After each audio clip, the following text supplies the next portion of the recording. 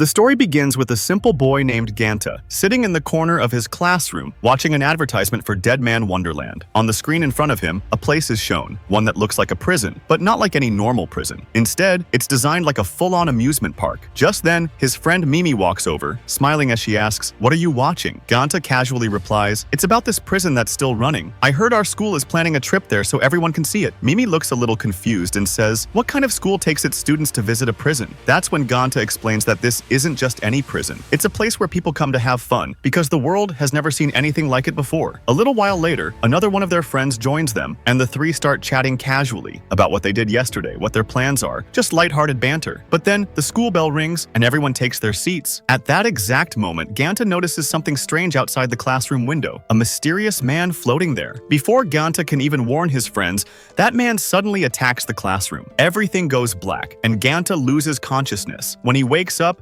there's blood on his clothes. His hands are stained red. Terrified, he turns to Mimi and asks, "What happened?" But in that very moment, he realizes Mimi is no longer alive. His shock grows worse when the same man he saw outside the window appears, holding Mimi's severed head in his hand. The man attacks Ganta too, but instead of killing him, he strikes his chest and knocks him unconscious again. The next time Ganta opens his eyes, he finds himself in a hospital. But before he can process anything, the police arrive and arrest him, declaring, "You killed all your classmates." Ganta is in shock. He doesn't understand what's happening because he didn't do anything. Yet, since he's the only one who survived, all suspicion falls directly on him. This is where the anime shows a dark truth. When a tragedy leaves only you alive, people often assume you're the culprit. Later, a lawyer comes to meet Ganta and takes him away. On the way, Ganta tries to explain that a strange man attacked their classroom, someone floating in the air, dressed in red, but nobody believes him. He even tries to show the lawyer his chest, insisting he was attacked too, but shockingly, there's no mark at all. The lawyer reassures him, "Don't worry, I'll help you." But when the trial begins, the judges give their final verdict. Ganta is guilty. He's sentenced to death and sent to prison. No matter how much he screams his innocence, no one listens. At that moment, several parents storm into the courtroom, including Mimi's father. Overcome with rage, they begin beating Ganta. In the chaos, Mimi's father drops his phone, and a video starts playing on the screen. In that video, Ganta appears to confess, "I killed them all, I hid the weapon, and I'll get away with it because I'm not 18 yet." Seeing this, Ganta realizes he's been framed in the dirtiest way possible. But no matter how much he protests now, no one is going to believe him. And this bar is where Ganta's real journey begins. He's sent to Deadman Wonderland. In the very next scene, we see a mysterious girl dressed in white, softly singing a strange tune. There's a chilling smile on her face,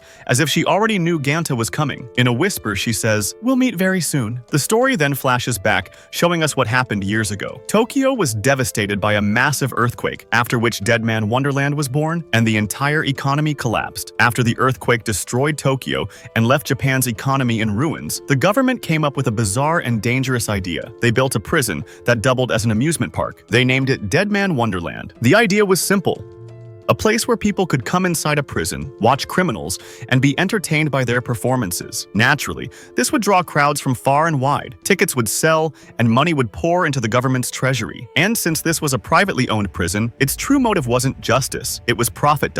As soon as Ganta arrives, they strip him of his old clothes and force him into a brand new costume, like he's no longer a prisoner, but part of a twisted stage show. Then enters the infamous, merciless warden of the prison, Makina. Her eyes scan the crowd with the kind of look that says every criminal in front of her is nothing more than a disposable toy. In a cold, commanding voice, she announces, "Listen carefully. This is no ordinary prison. Here, you'll perform stunts, you'll put on tricks, and the public will pay to watch you. That's how this place makes money. The collar around your neck, it's a tracker and an electric shock system. If you think of escaping or breaking the rules, 1 second is all it takes, and the shock will kill you instantly." Right in the middle of her speech, one inmate bumps into Ganta and tries to steal his things. Makina notices instantly. Without hesitation, she draws her blade and slashes deep into the thief's body. Blood spills everywhere as doctors rush in, but Makina doesn't flinch. She plants her boot on his head and says in a chilling tone, "Remember this. Don't just think about escaping. Don't even dare to imagine it." For Ganta, her ruthless display was a brutal reminder. Deadman Wonderland isn't a prison, it's living hell. Meanwhile, the same lawyer who handled Ganta's case is seen speaking privately with Makina. He insists Ganta's execution should be carried out as soon as possible. Makina questions his urgency. After After all, the death sentence has already been decided, but the lawyer smiles slyly and replies, "I just like finishing my work quickly." Whatever his true motive is, it remains a mystery. Back in his cell, grief swallows Ganta. He thinks of his friends, of Mimi, and wishes he had died with them. But then she appears, a strange girl, dressed in white, her face carrying an eerie, mysterious smile. She leans toward him and whispers, "If you really want to die, I can help you." Before Ganta can respond, she attacks him. He scrambles desperately to defend himself. After each strike, she mocks him, shouting, "See? You don't want to die. You only say it. Your body, it wants to live." Her words shake Ganta to his core. Mimi's memory flashes before his eyes. He finally blurts out, "What's your name?" The girl only smiles wider and says, "Names don't matter, but I know yours, Ganta. And I know you didn't kill your friends." Confusion hits him hard. How does she know me? How does she know the truth? But before answers come, other inmates show up. They believe Ganta is the real killer and plot to make him pay. The girl fights to protect him, but one of the prisoners sneaks up and knocks her out cold. Now, Ganta faces a choice: run to save himself, or stand and protect the strange girl who defended him. Without hesitation, he chooses the second. He will never abandon her. At the same time, the lawyer's dark truth begins to surface. He knows Ganta is innocent. He knows about the man in red, but whether this truth will ever be revealed to the world remains uncertain. Suddenly, an explosion shakes the prison. A section of the building collapses above them. Ignoring his pain, Ganta rushes to the girl. Her name, revealed, is Shiro, and shields her with his own body. And in that moment, he makes a silent vow. He won't just survive, he'll fight back. He'll avenge the friends who were slaughtered. His chest pain grows unbearable, pulsing like fire in his veins. And then something awakens. This isn't just pain, it's power. As the massive structure crashes down toward them, Ganta's blood erupts, tearing through steel and rubble. The falling debris shatters, saving both him and Shiro. Even Ganta himself is left speechless. Where did this power come from? Meanwhile, in another sector of Deadman Wonderland, chaos unfolds. An inmate consumed by frustration tries to attack another. Machina appears instantly. Her voice is colder than ever. "Don't bother. Nothing you do matters anymore." But the inmate snarls, "I don't care about anything. I just want that candy." Expressionless, Machina answers, "Your life won't last long enough for candy to matter." Suddenly, his collar activates. Blood bursts from his mouth and eyes, and within seconds, he collapses, lifeless. Only then does the horrifying truth sink in. In Deadman Wonderland, every prisoner is forced to consume a special candy daily. Miss it even once, and the collar activates, delivering instant, gruesome death. Back to Ganta's scene. He may have survived, but one question keeps echoing in his mind. What just happened to me? That's when the strange girl finally wakes up. She looks at him, smiling brightly, and says with childlike cheer, "My name is Shiro." For the first time, someone looks at Ganta with genuine happiness, because he saved her life. Right there, the two decide they'll be friends. Real friends. Later that evening, Warden Machina sits alone, analyzing the day's chaos through her surveillance system. But then, something doesn't add up. The collapsing structure wasn't an accident. Someone deliberately caused it, and that someone was none other than the very lawyer handling Ganta's case. Her suspicion only deepens when another question gnaws at her. Where did Ganta's power come from? How did he survive when every other inmate should have died? The seeds of doubt begin to grow. The next morning, Ganta is being treated in the infirmary. The doctor's first question stuns him. "You did take your candy, right?" Ganta frowns, confused. I don't know what you're talking about." At that moment, the same inmate who had bumped into him earlier steps in and admits, "The truth is, I stole your candy on purpose. That's why Machina punished me. This place is hell. If you want to survive here, you follow the rules no matter how cruel they are." Before Ganta can react, Shiro barges in, her playful voice cutting the tension. "Come on, Ganta, let's play." But the other inmates interpret her words differently. To them, playing means something else entirely. Participating in the dog race, one of Wonderland's deadliest events. A brutal obstacle course filled with death traps, organized purely for entertainment. And the prize? A special card that can buy food, supplies, even reduce punishments inside the prison. Hunger gnaws at Ganta, and the thought of survival pushes him toward a decision. Maybe this race could give him a chance. Shiro encourages him, eyes sparkling. "You should try it. I'll cheer for you." But before the race even begins, Machina warns him sternly, "Learn the rules. If you don't, you won't live to regret it." At that exact moment, a call comes through. It's the lawyer. He already knows Ganta will be racing. In the locker room, as Ganta studies the rulebook, a new inmate introduces himself. Yo, the two make a pact to watch each other's backs, but the atmosphere turns tense when another figure enters. A dangerous, infamous infamous prisoner, Kondo Azami,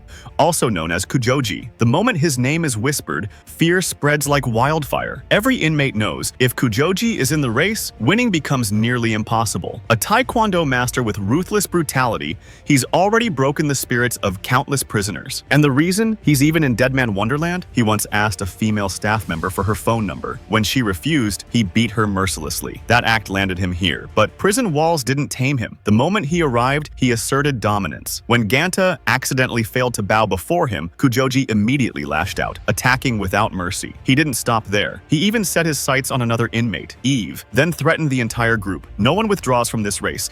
If you do, the whole thing gets cancelled, and I'll never allow that. I'm winning this, and every bit of prize money will be mine. With those words, he pounced on Ganta again, beating him mercilessly. Just then, Shiro walked in, her arms full of pastries, her face glowing with excitement at the thought of surprising Ganta. But fate turned cruel. As she stepped forward, her foot accidentally landed on Kujoji. His rage exploded. He drew his fist back, ready to smash it into Shiro's face. But before the blow could land, Makina appeared. Swift as lightning, she blocked him, leaving a thin cut across his body as a warning. Her icy words dripped with authority. Try that again, and next time you won't live through it. Meanwhile, another inmate, Yukon, collapses from his injuries, forced to drop out of the race entirely. Shiro keeps trying to offer her pastry to Ganta, but he refuses. His mind is glued to the rulebook, and what he reads shakes him to the core. The collars around their necks aren't just trackers, they're poison injectors, tiny doses, flowing into their veins constantly. The only antidote? That special candy. If a prisoner goes 3 days without consuming one, death is guaranteed. But there's a catch. The candies are impossibly expensive. The only way to earn enough is by competing in events like the dog race.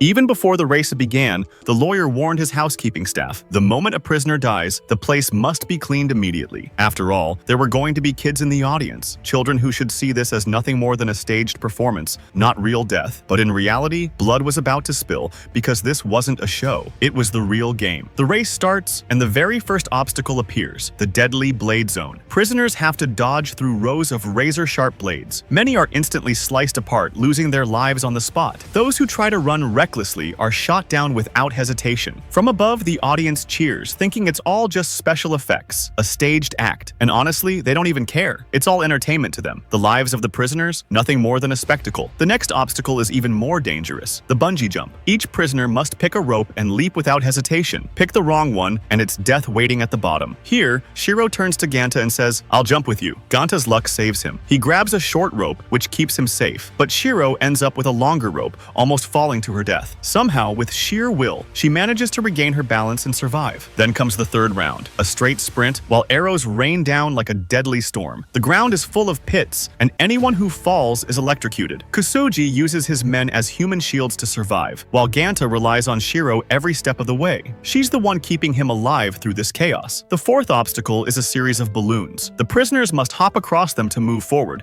but pick the wrong balloon and you fall straight into a pool of acid. Thanks to their teamwork, Ganta and Shiro make it through. And right here, Shiro shares a golden rule with Ganta. Never follow their rules. If you play by their game, your death is guaranteed. Make your own rules. Live by your own choices. With that mindset, they push through the obstacles and finally reach the last stage, the death match between Ganta and Kusuji. The final round begins with a single ball thrown high into the air. Whoever has the ball must keep running, because the floor beneath them keeps collapsing. The last one standing wins. The ball lands in Ganta's hands, and he runs with everything he's got. The floor shatters beneath him, while Kusuji mocks him relentlessly, taunting him with the death of his friends. "You killed your own comrades. You're nothing but a mass murderer." Rage explodes inside Ganta. He hurls the ball straight into Kusuji's face and screams, "I didn't kill my friends. I'm not a mass murderer. But if you want to fight, I'll give you one." The collapsing floor makes the battle even deadlier. Shiro risks her life, trapping Kusuji in a desperate move. Kusuji plunges straight into the acid below. His death is instant. But in the process, Shiro herself begins to fall. Ganta has 1 second, just one. Either hold on to the ball and win, or let victory slip away and save his friend. Without hesitation, he chooses Shiro. He sacrifices his chance to win for her life. The race ends with no winner. The audience erupts in anger, shouting in frustration.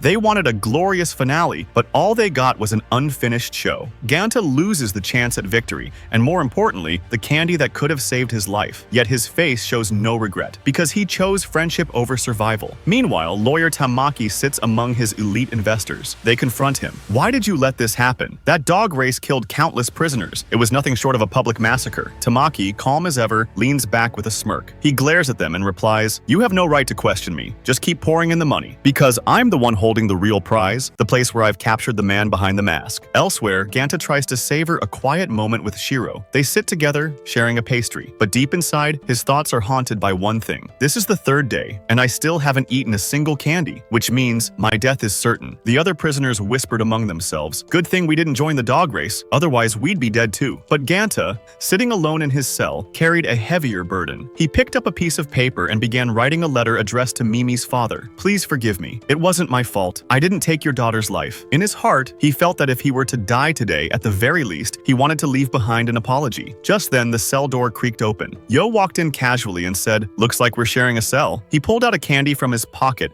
and placed it in front of Ganta. "This is the one I stole from you." But before handing it over, he made a condition. "Next time I need you, you'll do exactly what I say." Life returned to Ganta's eyes, but in Yo's mind, questions began to rise. Why was Tamaki so obsessed with Ganta? Why did he want Yo to stay close to him? The truth was, Tamaki had specially chosen Yo to keep watch on Ganta, granting him privileges other prisoners could only dream of. And then, Tamaki's phone rang. For the first time, his calm mask cracked. His face tensed as he received the news. The red man, the one he had kept locked away, had broken free. Back in the cell, Ganta and Yo were laughing and eating together. Every time it was Yo who paid for the meals. Ganta, a little embarrassed, said, "I don't have money, yet you always feed me. I really owe you." But deep down, Yo wondered, could Ganta really be the killer everyone claimed he was? He respected everyone. He avoided fights. He didn't even carry the aura of a murderer. Could a boy like this really have slaughtered his friends? One evening, while eating ice cream, Ganta's heart wandered back to the old days, when he, Mimi, and their friend laughed without worry, sharing ice cream together. To him, those moments were real life. But suddenly, pain surged through his chest, and standing right before him was the Red Man. With terrifying power, the Red Man unleashed a whirlwind that shredded everything in its path. Prisoners were torn apart into pieces, bodies scattered across the hall. Even Yo was injured in the chaos. Ganta's blood boiled. "I won't let my friends die because of me, or because of him, ever again." The hidden power inside him awakened. He launched a devastating attack on the Red Man, shaking the entire hall, but the Red Man stood unfazed, only laughing before vanishing into the shadows. Ganta tried to chase him, but after exhausting every ounce of his strength, he collapsed unconscious. From the distance, Tamaki watched with a devilish smile. "I chose the right product. If Ganta learns to control that power, he'll be my ultimate weapon." But for the first time, fear filled Yo's heart. Am I putting my life in danger by staying close to Ganta? If he ever learns I'm not truly on his side, he might kill me too. When Ganta finally regained consciousness, he found himself in the medical ward. For a moment, he hoped it had all been a nightmare, but then his eyes fell on the injured prisoners around him. No, this was real, and in that moment, a deeper truth struck him. The Red Man he had seen on that bloody day in his classroom was here, inside Wonderland, and he possessed the very same power that Ganta now carried within himself. The prisoners whispered endlessly. Their topic was only one thing: Red Man. One muttered, "We saw him here in Wonderland a year ago too," another added, "and now he's been captured again. They've locked him inside Block G." Hearing the whispers about Block G, Ganta's heart skipped a beat. He made up his mind. He had to reach Block G. Meanwhile, Makina received reports from her team. They told her how Ganta had unleashed his strange power, and how many prisoners had been injured because of it. A single thought burned in her mind. Ganta was carrying a dangerous weapon inside him. If he lost control, countless lives could be lost. That's why Makina decided Ganta had to be arrested immediately and kept in isolation. To tighten security, she even ordered the reactivation of an old weapon, the same one that had been deployed 4 years ago to stop a powerful criminal. That battle had cost the lives of 24 guards. Makina's voice echoed through the prison speakers. "All prisoners, return to your cells immediately, and Ganta, you will report to me right now. Otherwise, I'll use force." At the same time, Tamaki gave Yo a new order. "You'll have to keep an even closer eye on Ganta." Yo protested. "I won't spy on a monster." But Tamaki dangled money in front of him, and in the end, Yo agreed. Ganta, however, had already learned that they were coming to arrest him. Together with Shiro, he made a run for it, heading toward Block G. On the way, they ran into Yo, and Ganta told him everything. Yo laughed bitterly. "You can't go to Block G, because Block G doesn't even exist." But Shiro cut him off instantly. "No, I've seen Block G with my own eyes. I'll take you both there." Just then, a hulking security robot appeared. It locked onto Ganta as its target and was about to strike when Shiro quickly opened a hidden door. The three of them slipped inside a secret tunnel. Even underground, the robot pursued them. Its primary target was Ganta and nothing else. To save him, Yo leapt at the machine, ripping out a switch that temporarily shut it down. At last, the three reached Block G. But before they could catch their breath, the robot reactivated and stormed after them again. When Makina received word of Block G's existence, the ground beneath her seemed to vanish. I've worked here for years, and no one ever told me about Block G? Back inside, the robot launched another brutal attack on Ganta. Guilt tore through him. His friends were in danger because of him. Then Shiro stepped forward, her eyes burning red with fury. With a thunderous punch, she sent the robot crashing back. "Don't you think of me as your friend?" she shouted, but the machine rose again. This time, Ganta clenched his fists. He had no choice. He had to use his power, but no matter how hard he tried, he couldn't control it. Fear gripped him. Maybe I'll never be able to protect my friends. And then, a shadow entered. A man swung his blade-like power in one clean strike, cutting the robot in half. He had the same ability as Ganta. This was him, the criminal the robot had been created to stop 4 years ago. Shock and fury burned in Ganta's eyes. "This is him, the one who killed all my friends."